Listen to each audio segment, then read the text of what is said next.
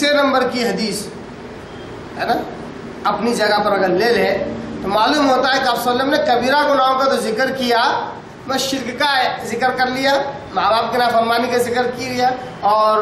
نفس کو قتل کرنے کا ذکر کیا، اور ان میں تو سب سے بڑا گناہ تھا جھوٹی بات یا جھوٹی گواہی۔ اس کے وقت آپ صلی اللہ علیہ وسلم نے کہا کہ لوگوں کان کھول کر سن لو، کیا میں تمہیں گناہ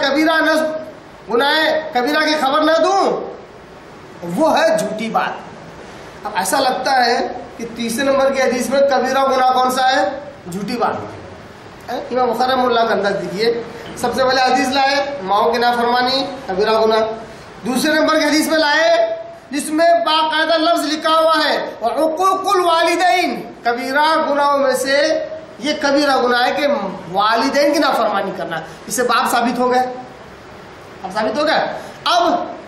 پہلی حدیث میں آپ صلی اللہ علیہ وسلم نے مطلب 2 نمبر کی حدیث آپ صلی اللہ علیہ وسلم نے کہا کہ کیا میں تمہیں کبیرہ گناہ نہ بتلاؤں، اور نمبر 1 پہ کہا شرک۔ گویا کہ جو پہلے صحیح تصور ہو سکتا ہے کبیرہ گناہوں کا، تو دوسرے نمبر پہ آ گیا۔ گناہوں کی فہرست میں جو صحیح تصور ہو سکتا ہے وہ دوسرے نمبر پہ آپ صلی اللہ علیہ وسلم نے بیان کر دیا۔ اب تیسرے نمبر کی حدیث میں جس میں ایک راوی کو یہ شبہ ہے کہ آپ صلی اللہ علیہ وسلم نے قول الزور کہا یا شہادت الزور کہا، جھوٹی گواہی کہا یا جھوٹی بات کہا یا جھوٹی گواہی کہا، یہ تیسرے نمبر کے راوی کو تھوڑا شبہ پیدا ہوا، اس کو تیسرے نمبر پہ لائے اور یہ بتلانا چاہا کہ دیکھو ایسی احادیث اگر ملے تو اس کو اس کی جگہ پر رکھ کر مت سمجھو، اس کو اس کی جگہ پر رکھ کر سارے مسائل اس پہ سے مت نکالو، اس کے سپورٹ میں جو دوسرے صحیح احادیث ہے جس میں ڈائریکٹ صحیح معنی مفہوم ہے اس سے کمپیئر کرو، پھر اس حدیث کا صحیح مفہوم تمہیں سمجھ میں آئے گا، ہے نا۔ تیسرے نمبر پہ وہ حدیث لائے جو جس میں ایک راوی کو شک ہے کہ آپ صلی اللہ علیہ وسلم نے کیا کہا، اور تیسرے نمبر کے حدیث میں یہ بات تیسرے نمبر پر ہے کہ الا انبئکم باکبر الکبائر، کیا میں تمہیں کبیرہ گناہ نہ بتلاؤں، یہ تیسرے نمبر پر ہے۔ اب آپ تیسرے نمبر کی حدیث کو دوسرے نمبر سے اگر آپ کمپیئر کریں تو معلوم ہوتا ہے کہ الا انبئکم باکبر الکبائر، آپ صلی اللہ علیہ وسلم نے کبیرہ گناہوں کی فہرست بتلانے سے پہلے یہ بیان کر دیا تھا کہ جو میں بیان کر رہا ہوں یہ کبیرہ گناہ ہے۔ اس میں نمبر 1 شرک، جھوٹی بات کرنا، جھوٹی گواہی دینا یقیناً کبیرہ گناہ ہے، مگر یہ نمبر 1 پہ نہیں ہے۔ نمبر 1 پہ کون سا ہے؟ الشرک، شرک باللہ۔ دونوں حدیثوں کو ملانے سے ایک بات یہ واضح ہو گئی، کلیئر۔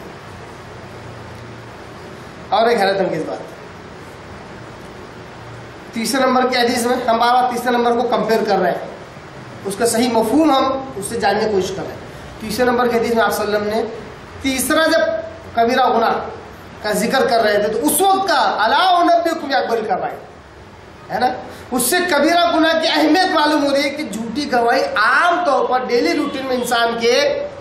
ملوث ہوتی ہے، انسان جذبات میں آ کے، جوش میں آ کے، غصے میں آ کے چال بازی کر کے جھوٹ اس کے منہ سے نکل سکتا۔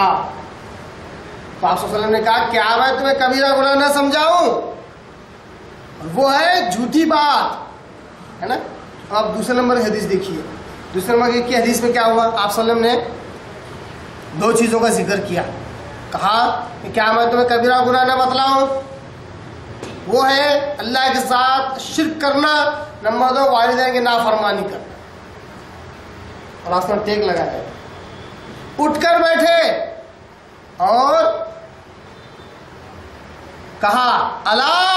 لوگوں سن لو، پھر سے کہا الا ایک ہی بار ہے دوسرے نمبر کی حدیث میں، الا قول الزور و شہادت الزور۔ معلوم ہوا کہ دوسرے نمبر کی حدیث میں آپ صلی اللہ علیہ وسلم اسی بات پر زور دینا چاہتے ہیں، وہ ہے جھوٹی بات یا جھوٹی گواہی۔ آپ دونوں حدیثوں کو ملاؤ تو بات سمجھ میں آئے گی کہ دونوں حدیثوں میں آپ صلی اللہ علیہ وسلم اسی بات پر زور دینا چاہتے ہیں کہ جھوٹی بات اور جھوٹی گواہی یقیناً شرک کبیرہ گناہ ہے، والدین کی نافرمانی کبیرہ گناہ ہے دوسرے نمبر پر، جھوٹی بات یہ بڑی اہم بات ہے جس پر دھیان دینا چاہیے۔ دوسرے نمبر کے حدیث سے معلوم ہو، تیسرے نمبر کے حدیث سے معلوم ہو، ہے نا، کہ کہ جھوٹی بات، جھوٹی گواہی یہ عام طور پر انسان کی زندگی میں یہ اس کی ملاوٹ ہوتی ہے، انسان سب سے زیادہ اس سے بچے، ہے نا۔ اب آخری شبہ، آخری اشکال یہ رہتا ہے کہ راوی کو یہ شک ہوا کہ آپ سب نے جھوٹی بات کہی یا جھوٹی گواہی، اس شک کا اظہار کیسے ہوگا؟ اوپر کی دونوں حدیثوں سے آپ دیکھو، اوپر کی سیکنڈ نمبر کی حدیث میں کلیئر کٹ الفاظ ہے، اس میں کوئی شک اور شبے کا کوئی پکچر نظر نہیں آتا ہے۔ کیا ہے؟ وَكَانَ مُتَّكِئًا، آپ ٹیکا لگائے ہوئے تھے، وَجَلَسَ، آپ اٹھ کر بیٹھ گئے، فقال، پھر کہا، أَلَا وَقَوْلُ الزُّورِ وَشَهَادَةُ الزُّورِ، جھوٹی بات اور جھوٹی گواہی، کیا ہے؟ اور یعنی یہ جھوٹی بات اور جھوٹی گواہی یہ کبیرہ گناہ ہے۔ ایک بار بول کے رک گئے نہیں، پھر وہ الا وقول الزور وشهادة الزور، دیکھو جھوٹی بات اور جھوٹی گواہی یہ کبیرہ گناہ ہے، رک گئے نہیں، پھر کہا الا قول الزور، کا وہ شهادة الزور، جھوٹی بات اور جھوٹی گواہی یہ کبیرہ گناہ ہے، رک گئے۔ اتنا کہا صلی اللہ علیہ وسلم نے کہ صحابہ رسول کہتے ہیں حتی قلت لا يسکت، اب ایسا لگتا ہے آپ صلی اللہ علیہ وسلم خاموشی نہیں بیٹھنے والے۔ معلوم ہوا کہ جھوٹی بات اور جھوٹی گواہی دونوں چیزیں اس حدیث میں موجود ہے جو تیسرے نمبر کی حدیث ہے۔ راوی کو یہ جو شک ہے کہ آپ صلی اللہ علیہ وسلم نے جھوٹی بات کہی ہے، جھوٹی گواہی، وہ صرف وہ راوی کو شک ہے، جبکہ یہ حدیث اوپر کی حدیث سے اگر ملا لے تو پرفیکٹ اس کا مفہوم سمجھ میں آتا ہے کہ آپ صلی اللہ علیہ وسلم نے جب کبیرہ گناہوں کا ذکر کیا تو